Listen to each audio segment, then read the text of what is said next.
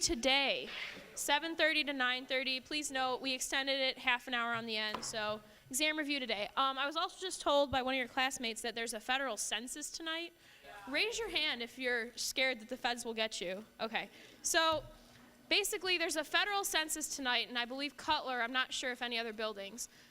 What I'm gonna do is go ahead, come to the session, don't worry, and then I will email housing the names of whoever was in Cutler and also at the exam review, and then they'll have you sign something after the fact. Okay, so come to the session, you won't die, they won't get you.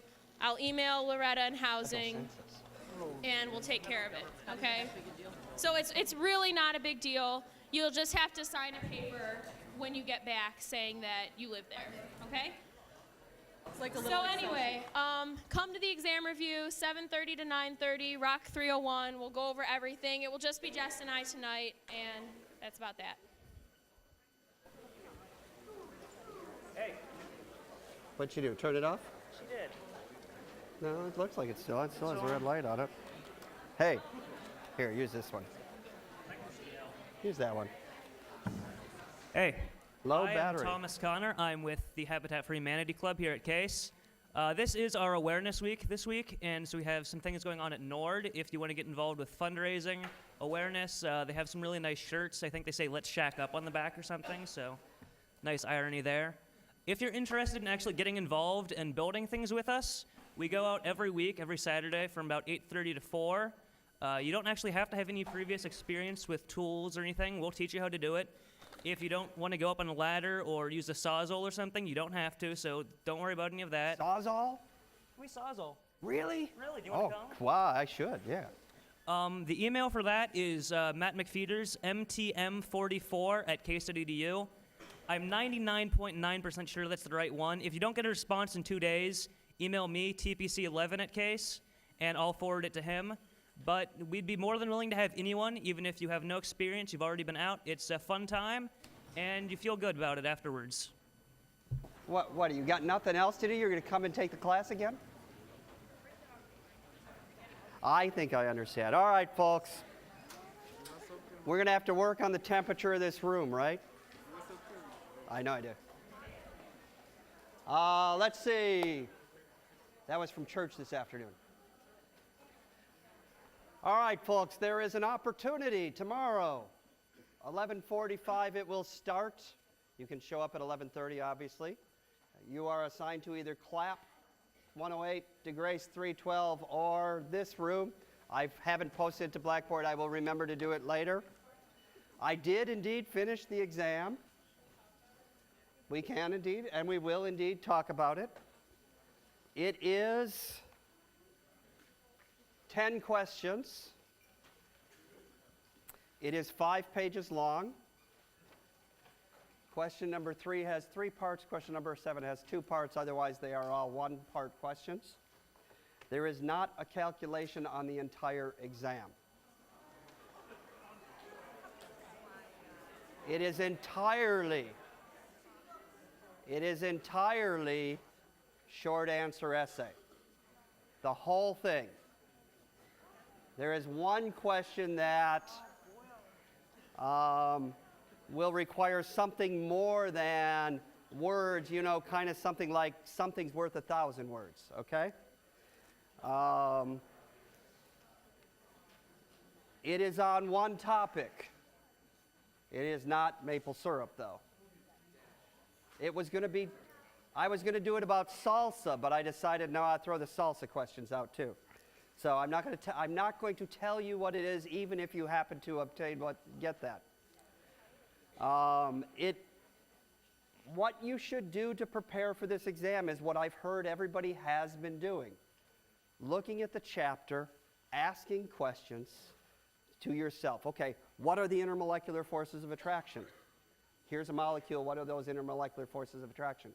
If this molecule dissolves in this molecule but not in this one, why is that? It has to have something to do with intermolecular forces of attraction. When you talk about phase diagrams, what happens when I mix 2 things together in a phase diagram? Understanding that kind of thing. What about kinetics? How can I do kinetics with absolutely no calculations? I could get up there and I could have asked you things like this.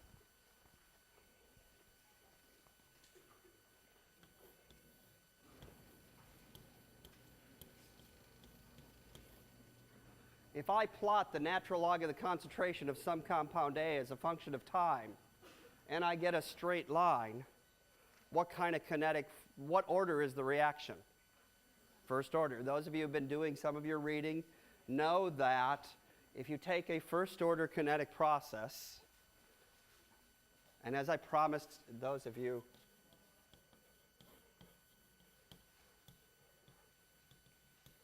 that's just rate, right? The change in the concentration of whatever A is as a function of time. The rate is equal to K times the concentration of A for a first order process.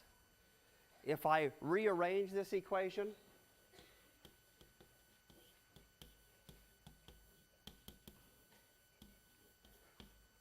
and there's a minus sign in here somewhere. We'll just throw a minus sign there because we're using up A. So we throw a minus sign in there.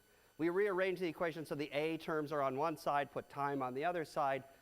Those of you who've never had calculus before, go to sleep for a minute. The rest of you, integrate those two things. When you integrate 1 over x dx, you get natural log of the concentration of A is equal to the integral of a constant times dt is just the constant times t. And now it's not an indefinite integral, it's a definite integral, so I don't care about that arbitrary constant that you add to it. And so, oh, we're getting a visit from the dean. To what? Oh, that's your hat.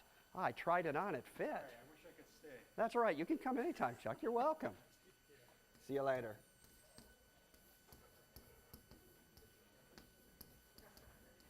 So you evaluate the integral at the limits of the integration, which are what is the initial concentration, what is the concentration at time t, just a second. And so when you do this, you get, there's a minus sign, I know. Is that what you were going to tell me? You get a nice looking equation that looks like this. Again, this is all in your book. You can follow it in your book. Guess what? Y equals mx plus b. It's a straight line equation. First order kinetic processes, if you plot the natural log of the concentration as a function of time, give you a straight line. Second order kinetic processes, if you plot them as a function of time, you have to plot 1 over the concentration. If you plot 1 over the concentration of the substance as a function of time, in a second order process, the only thing that changes over here is we put a 2 here. You do the integration, you have a 2 here. And when you take the integral of 1 over x dx, you get negative 1 over x. And so now,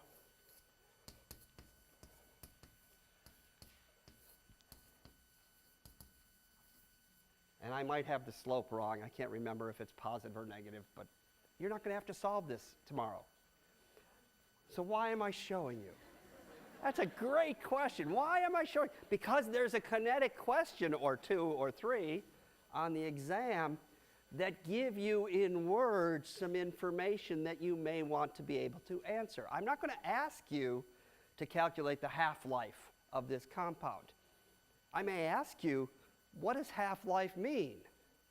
Well, what is half-life? It's the amount of time it takes to start with a pile that's 10 feet tall and make it a pile that's 5 feet tall. Or how much time does it take to take a pile that's 5 feet tall and make it 2.5 feet tall? Half-life is just a length of time where you get rid of half of whatever you started with. It ends up that for first order kinetics, the half-life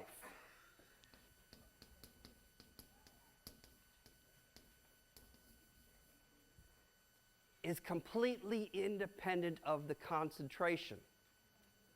The amount of time it takes to get rid of half of your starting material for first order kinetic processes doesn't depend upon how much you've got. I can have a tank car load of stuff, or I can have a thimble full of it. If the half-life of whatever that is 5,216 years, it'll take 5,216 years to go from a thimbleful to half a thimbleful. or 5,216 years to go from a tank car filled to half a tank car filled. When people complain about nuclear decay obeys first order kinetics. And so if I've got nuclear waste, I'm going to start with 2 pounds of it, and for many compounds that are radioactive, their half-life is on the order of 10,000 years. So if I start with 2 pounds, 10,000 years later, I still have a pound of it. 10,000 years after that, I still have half a pound. You will never get rid of it. At some point, the amount you've got is so small, it doesn't matter anymore. How long is that? Again, for things that have half-lives on the order of 10,000 years, it's long beyond the time that we're gone. Now, we're going to talk about nuclear processes later. But first-order kinetic processes, the main thing to know is that the half-life is independent of concentration. That's not true for a second-order process. For a second-order process, the more you've got, the quicker you get rid of it. Okay? It is dependent upon concentration. Most natural processes, naturally occurring processes, obey what kind of kinetics? I'll give you a hint. What is that symbol? Natural log. What kind of kinetics do natural processes obey? Those that obey natural log type mathematics. So all natural processes obey first order kinetics. I like natural processes. All right, how's that for a hint? All right. So that's why I wanted to talk about that. There's lots of equations in the book that you can derive it. Somebody asked me, what about the Clausius-Clapeyron equation? You know, the Clausius-Clapeyron equation, which is in chapter 12, is a wonderful equation. What does it say? It says that if you raise the temperature of some process, what happens to its heat of vaporization? It changes. Well, that makes sense. If I raise the temperature, I probably don't need as much energy to get it to vaporize. Because as soon as you raise the temperature, the particles are moving faster, and so the interactions are weaker. You don't have to work so hard. So delta H of reactions is temperature dependent. And you can use the Clausius-Clapeyron equation to figure out what those are. The only reason I'm not going to ask you mathematics of that equation is because every time that I do, people get so hung up on the algebra, they miss all the science. I want you to follow the science. Don't worry about the math. Worry about the science that's going on. This whole test, I don't want you to think about math. I want you to think about intermolecular forces of attraction. Here's the fundamental thing to know. Doctors Bader and Hoffman. When you go through their seminars and you watch 3 hours, yes, I know, it's 3 hours worth of video, what percentage of it went sailing over your head? Somewhere between 90, well, I'd say, actually, I think you could have understood 70%. Probably not much more than 70%, or much, but that's probably the best. 90% going over your head, I can believe that. The best people in this room, 70% they understood. A lot of it went over there. It went over my head. And I've been doing this for too many years. So, let's boil it down. What did Bader say that was in disagreement with what Hoffman said? And what did Hoffman say that was contrary to what Bader said? Well, let's see. Bader's theory is called atoms in molecules, right? He must have used the phrase 80 times. And his basic premise is that I can take any molecule and I can boil it down mathematically or physically to looking at the individual pieces that make up that molecule and how they interact with each other. He and Professor Hoffman would agree on that 100%. If you want to look at how an individual molecule behaves, you look at the atoms within that molecule. Where they disagree, intermolecular forces of attraction. Why? Because Professor Hoffman is going to tell you that the molecule now determines how one water molecule interacts with another water molecule, or one water molecule interacts with one oil molecule, Where Professor Bader would say, I don't care that there's molecules, there's atoms out there. How do they interact? And I don't care if they're atoms in this molecule or this one or this one. How do the atoms interact? Professor Bader defined a term he called a bond path. And again, he was very strong in the bond path. If you remember Professor Hoffman, he showed a great molecule up there that I've shown you once, at least once. And he laughingly, condescendingly turned around and said, any first-year student in the room would know that it's not possible for there to be 60 bonds. What was the molecule? It was helium trapped inside of a C60 molecule. Remember we talked about how you can take Buckminster fullerene, which is sp2 hybridized, and that sp2 hybrid leaves a p orbital left. Where do those p orbitals point that are left over on all those carbon atoms? They're like spikes sticking out of the C60 and sticking in. What's in those p orbitals? Electrons running around free. So what can you do? You take Buckminster fullerene, this nice spherical molecule, and you trap a metal in the middle of it. Why is that metal trapped in the middle? Because of those p orbitals pointing in with electrons. And so it's thought of as a way to deliver specific items from point A to point B. We can trap a molecule inside of C60 because of the electrostatic attraction. Ooh, that sounds kind of like intermolecular forces, dispersion forces.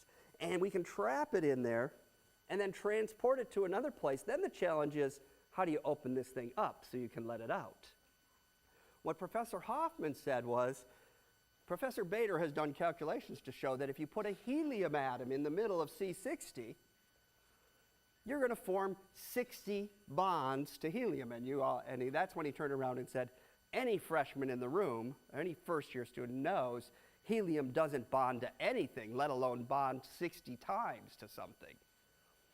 What would Professor Bader have said? Nobody asked him. I was waiting for someone to ask him. He would have said, I never once said there was a bond there. He doesn't say there's any bonds, does he? There's bond paths. What is a bond path? What do you think a bond path is? How would you define bond path?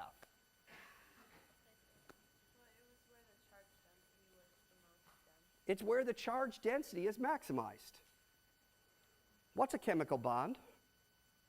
It's where the charge density is maximized, right?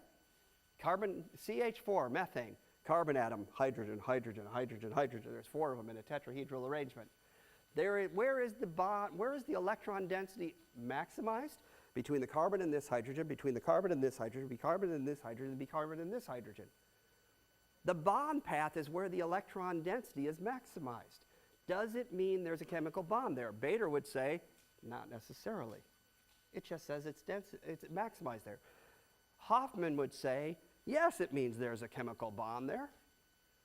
So, Professor Bader would say, all I'm saying about helium in C60 is that there is attractive forces between the carbon atoms, or there is the potential for attractive forces between the carbon atom and a helium atom simply because they're charged particles. There is a maximum attractive force there. I think we could all agree with that. Helium has 2 protons and 2 electrons. C60 has 60 times 12, or 60 times 6, it has 360 protons, and 60 times 6, 360 electrons.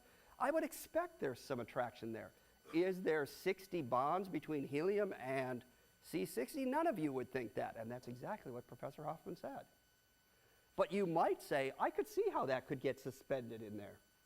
That makes some sense. And because there's 60 of them, it's probably pretty stable.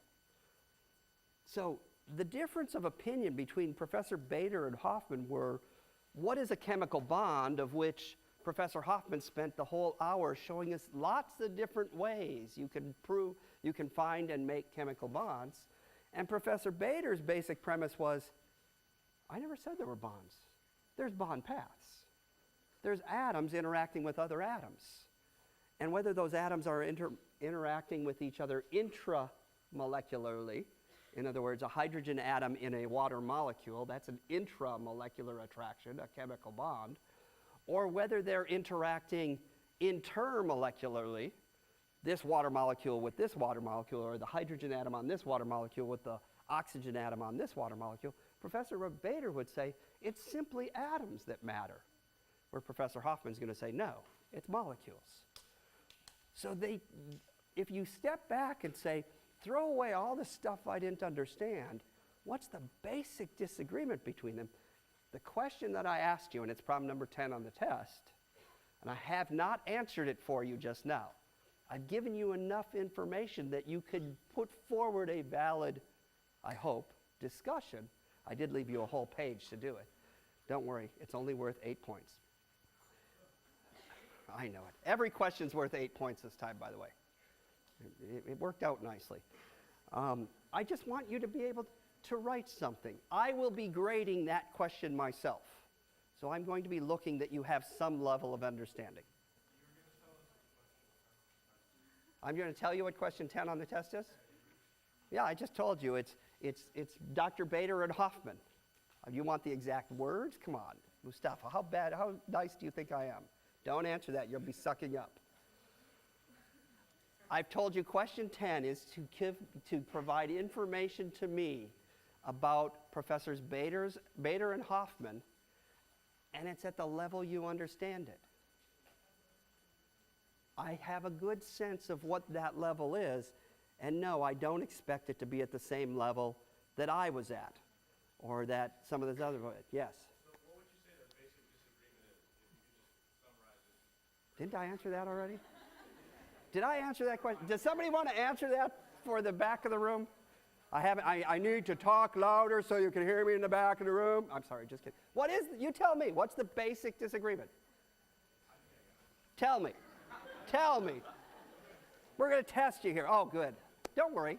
They're all asking the same question. You're the only one brave enough to say, what the hell did he just say? Excuse my English. How they bond it, molecules and molecules, atoms and atoms. What does Professor Bader say? It's atoms. And what does Professor Hoffman say? It's molecules. It's about as simple as that. Yeah, really. That's really, if you boil it down to the very basic thing they said. Now, Professor Bader, just to highlight a little bit, Professor Bader went on to say, here, let me show you all the ways that if I understand how an atom behaves, that I can now predict boiling points and heats of vaporization and strengths of bonds. And he's saying that just because I understand atoms very, very well, I can predict anything. You know, it's a great argument. I don't know if I agree with it or not. I have to do a little bit more homework on it. Professor Hoffman would say, you know what? We've got all this technology that lets us go and find these bonds, and we have all this mathematic arguments that allows us to prove that a water molecule looks like Mickey Mouse with the 2 lone pairs of electrons and the 2 hydrogen atoms. It's the Mickey Mouse. There was a paper written about 10 years ago that said, you know the dot picture you've all drawn for water? You could all, at this point, any one of you, I would hope, when asked to draw the electron dot picture for water, would simply sit down and write it. Oxygen, hydrogen, a couple lone pairs of electrons. As I said, got to put the mouse ears on it. That's water. So now if I ask you to describe that picture to Aunt Polly when you're at home over spring break, what would you say? Well, water is a molecule that consists of an oxygen atom and 2 hydrogen atoms, and they're arranged with respect to each other, kind of like a V. And then there's these electrons that are floating out there that could attract other positively charged things. It would be kind of like, you know, oh, I don't know, what if I'm standing on the roof of the house and I'm grabbing all the sun air, it's coming down on me like this, okay? We're collecting it all. There's a big radar dish, and that's those electrons. They're collecting all the energy. There was a paper published 10 years ago that said, guess what? When we look for where the electrons are on a water molecule, they're not up here and here. They're everywhere evenly. And you say, huh? That picture's wrong? But when they do the map to say, where is the electron density, that paper essentially said there's no such thing as a bond between oxygen atoms and hydrogen atoms. I have to go back and look because I remember the paper, but I can't remember if Professor Bader's name is on it. I have a feeling it is. Because Professor Bader would tell you that oxygen is going to behave in a manner that there is a bond path in 4 locations on that molecule that are equal distribution wherever I look. Oh, and if a couple hydrogen atoms come along, they might interact here and here or here and here, any one of the places. So if I map the electron density, it's going to look the same whether it's an oxygen atom all by itself or it's an oxygen atom with 2 hydrogens attached to it, as in a water molecule. But that's essentially what the paper tried to say. Now, the general chemistry community has said, oh, we have to reteach the way we talk about bonding. No, we don't. The bonding picture we've taught you is perfectly acceptable. There's nothing wrong with it. Whether you believe that there truly are chemical bonds or there are simply atoms in molecules is a matter of choice for you. I can't tell you which is which. I've never seen an atom.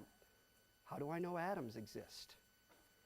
I happen to believe they do. I happen to believe the data that says that they do, but I've never seen an atom. Can you see atoms in TEM? What's TEM? Tunneling electron microscope. Isn't it transmission electron microscope? Isn't that TEM?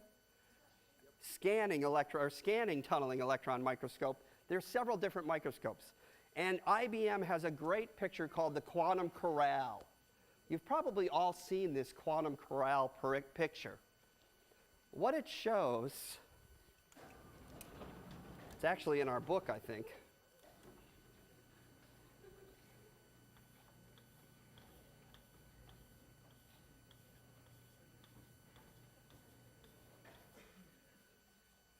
The quantum corral is a picture of copper atoms on another surface.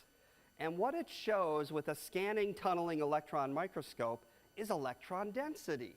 Ooh, imagine that.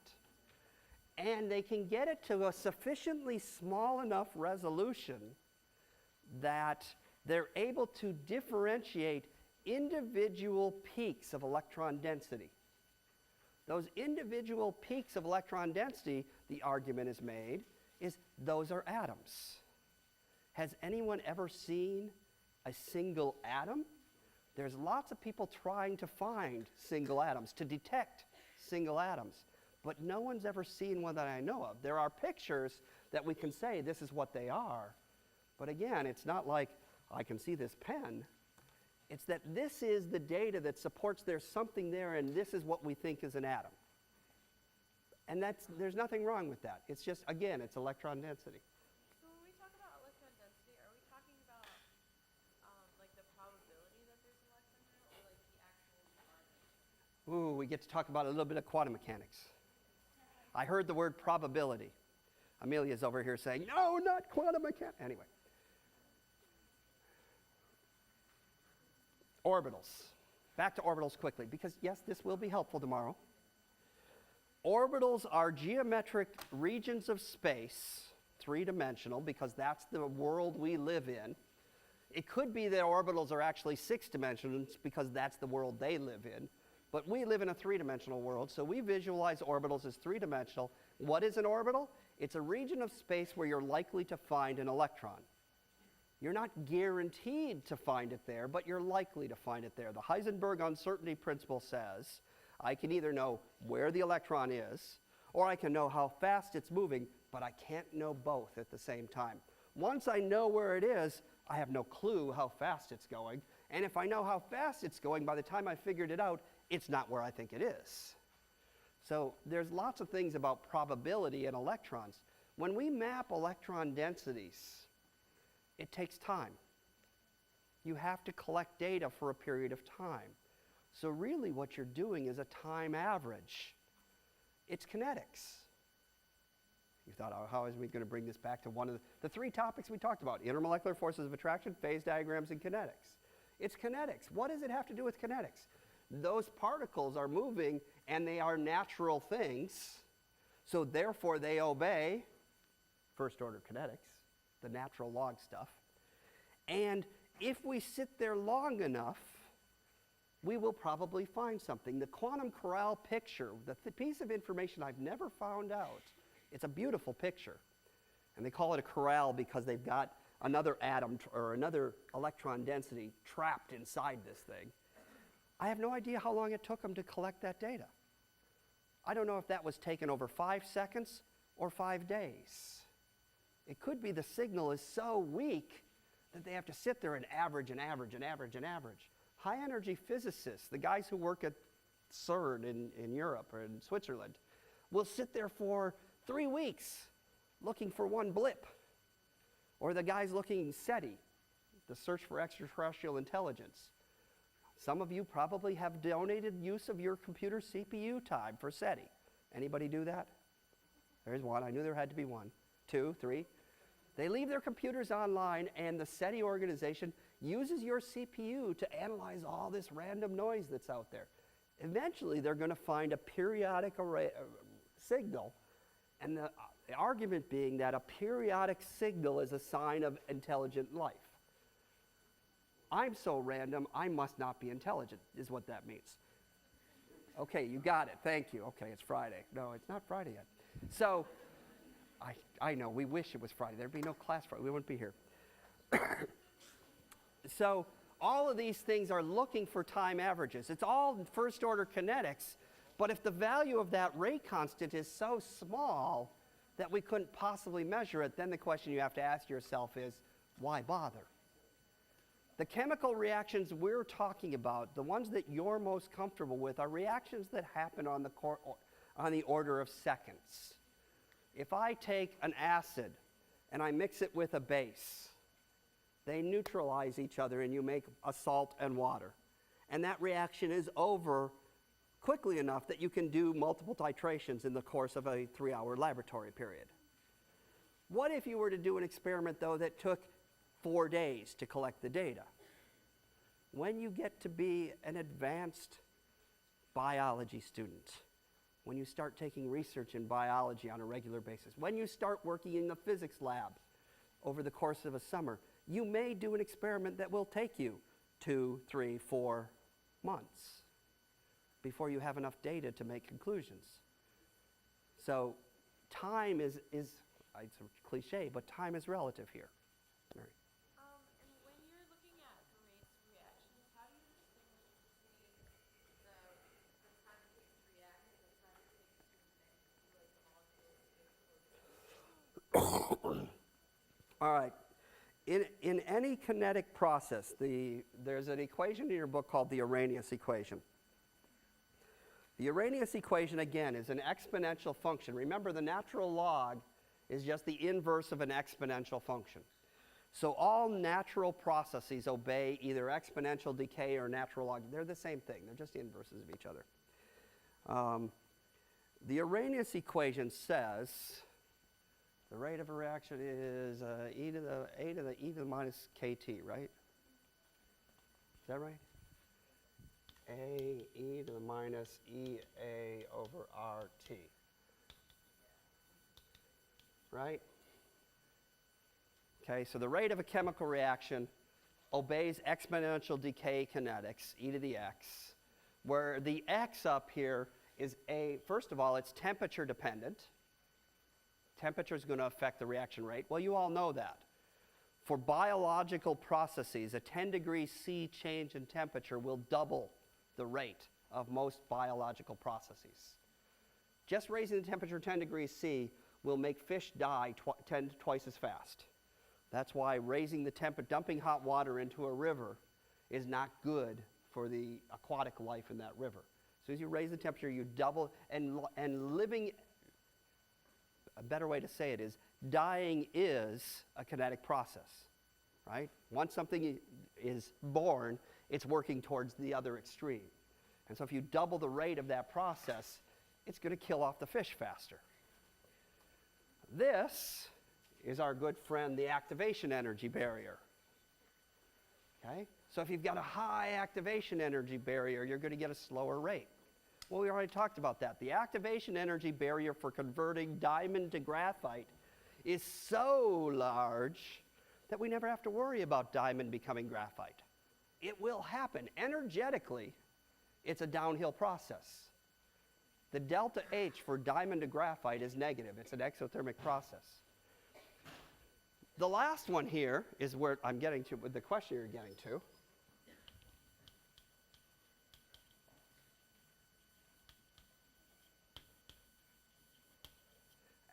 Ask the grad students about the CUME exam I just wrote about pre-exponential factors. That A term is the all-encompassing fudge factor.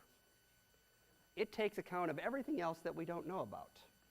The only things we know about are the activation energy barrier and the temperature. R is just 0.0821 liter atmospheres per mole K. It's the ideal gas law rate constant.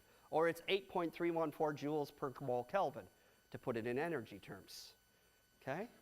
That A term takes everything else into account. What is everything else? Everything else is, do the two molecules come together with the right orientation? If they come together like this, nothing happens. If they come together like this, and they happen to be lined up exactly right, they'll react. If they're off by just a little bit, sorry, no reaction. So that A term takes account of all of those things. The other thing is, they have to be not only the right orientation, but they have to be in the right place at the same time. So that A term takes account of that. Just a second, Shane. The question was, how do you figure out the difference between the rate of mixing and the rate of a chemical reaction? The answer is you can't. They're lumped together. And that A term takes account of the mixing because you have to get the two things in the same place at the same time. It also takes account of but it's a fudge factor. What do I mean by that? It means you collect a lot of data, you average that data over time, and eventually you get a pretty good handle on what A is. Is it absolute? Hardly. Hardly absolute. Why wouldn't two things react if they come together like that?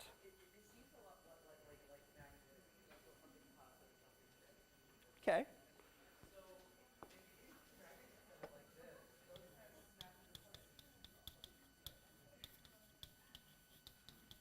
My newest favorite reaction. In order to get nitrogen and hydrogen to react, I somehow, if you think about what is the barrier to this thing reacting, the barrier is pretty simple. I can take hydrogen molecules and break them into atoms very easily. It's just a very weak bond. It's what, about 150 kilojoules per mole. On the relative scale of things, it's a weak bond, but it should be. It's only 2 electrons, right? The nitrogen-nitrogen triple bond, though, is about 1,000 kilojoules per mole. So I have to break that triple bond in order for this molecule to react. So if I take hydrogen atom or molecules and slam them into nitrogen molecules, if they happen to run into each other end on, what happens? You get a great big cue ball collision. Boom, they go off again like this. Nothing happens. If you happen to do this, what happens? They bounce off each other again. So when I say this orientation, I'm being generic, okay? There are some molecules that when they do come together like this, exactly what you're saying, HCl. If HCl comes together like this, here's a chlorine, here's a hydrogen, here's another hydrogen, here's another chlorine, the odds of them getting together and letting the HCl form a combined compound is pretty good. And then you're left with this hydrogen atom over here and this chlorine atom over here floating off, and guess what? If they happen to run into each other, they'll also react. But as soon, sounds like AT&T. Anyway, it's possible that for that combination, H2 and Cl2, this is a good thing, and this is a bad thing. But this might be a good thing too. It's hard to tell. We don't have enough information. Part of a mechanism is to sit there and try and figure out what is the orientation. In the case of this one, the Nobel Prize came about because they found out that when I take a metal surface like rhodium or platinum and I come in like this, the nitrogen molecule comes in nice and flat and gets close to the metal surface, what happens is I get that. Instead of an N2 molecule, now the attractive force between the metal surface and the nitrogen atom is stronger than the attractive force between the nitrogen atom and the nitrogen atom. If the attractive force between the metal surface and the nitrogen atom is stronger than the attractive force from the nitrogen atom with the other nitrogen atom, what happens?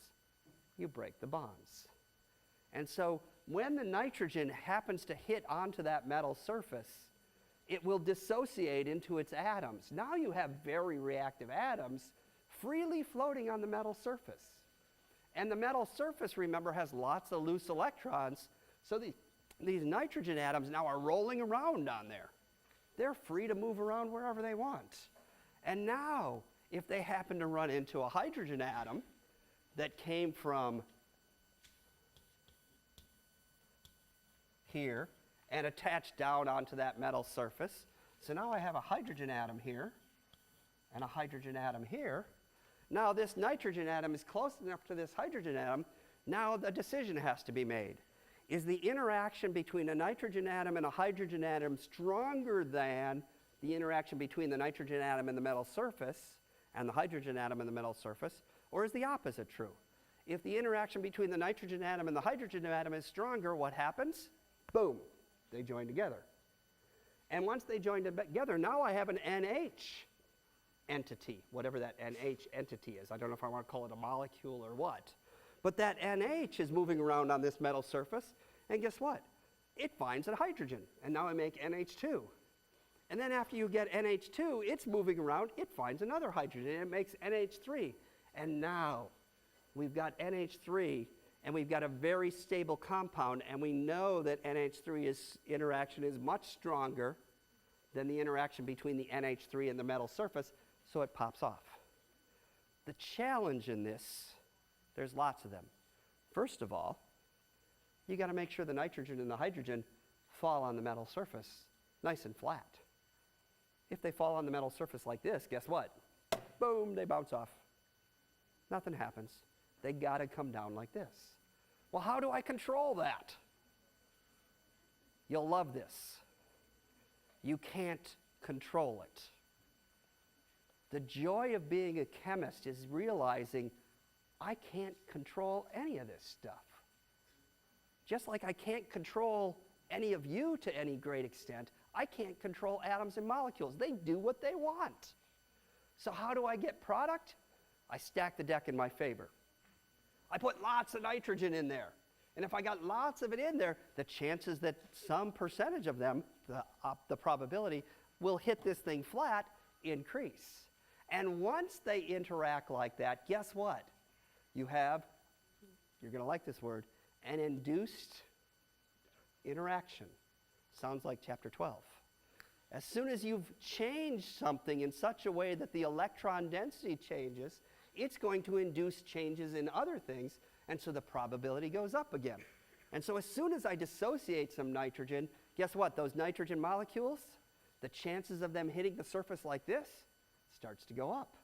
And eventually you get enough there that you get a chain reaction and you get the products you want. What kind of reaction? Interaction. Give me an example of an interaction. Okay, of the 4 intermolecular forces of attraction we talked about, dispersion or van der Waals, somebody IM'd me, and we had a nice little, well, I think it was Caitlin who did it, going back and forth. What's the difference between a van der Waals force and a dispersion force? One of them we say, congratulations, Mr. van der Waals, you've got a force named after you. It happens to be a dispersive force, but don't worry about that. We're going to call it van der Waals forces. They're the same thing, folks. Van der Waals forces and dispersion forces. I know. Why did I just say that in the IM? So, van der Waals forces, dispersion forces, dipole-dipole, ion-dipole, and hydrogen bonding. Those are the only 4 we've talked about. So what is the interaction between a nitrogen molecule and a metal surface? Nitrogen's not polar, so it can't be dipole. The metal surface, let's see. There's electrons running around on the top of that. Could I argue legitimately that perhaps there's an abundance of electrons on the metal surface? And so therefore, if I compare the metal surface to the bulk of the metal, it's negatively charged and the bulk is zero charged. While it's not positive, there's essentially a dipole. There's a difference in charge. And so the metal surface is somewhat polar. Even though the metal itself is not polar, the edges, and you did this in physics in high school, where is the electron density the highest in a surface?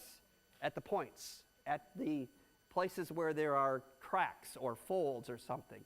In the metal surface, if we happen to put little cracks in there, or steps, different atomic levels, different atom levels, I'm going to have a high charge density. And that high charge density is an electrostatic attraction between that and the nucleus of the nitrogen. And the nucleus of the nitrogen is positive because the electrons on the nitrogen are constantly moving. So I would say that it's a dipole-dipole.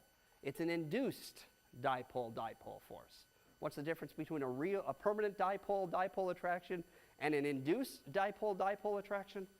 Induced dipole-dipole attractions are constantly changing. Therefore, they are relatively weak. Permanent dipole forces are much stronger.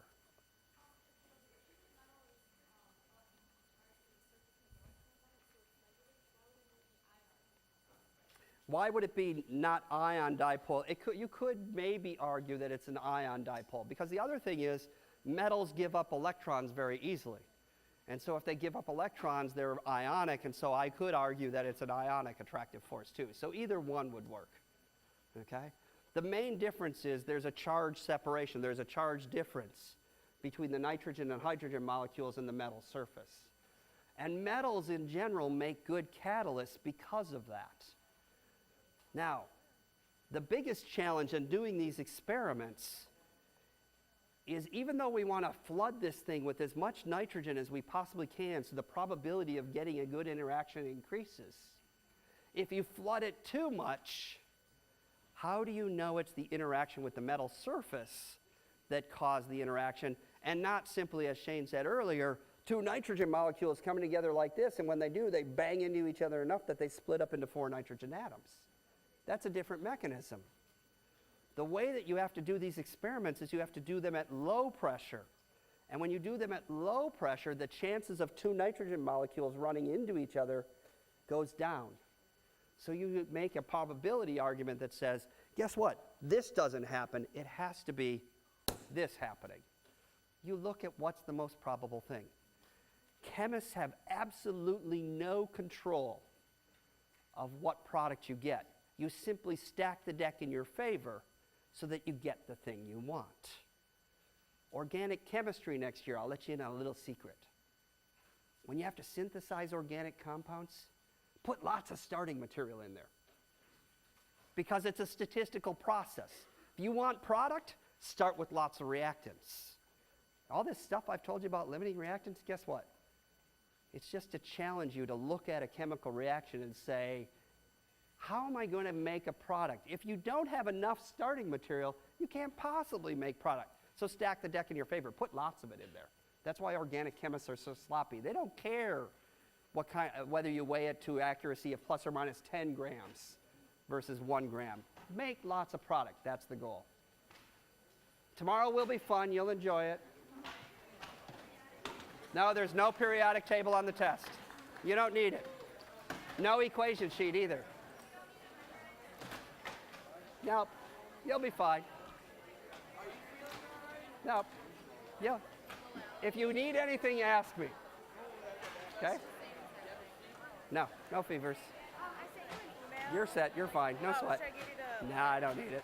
Oh, they said that you wouldn't fill it out. They know me too well. Yeah.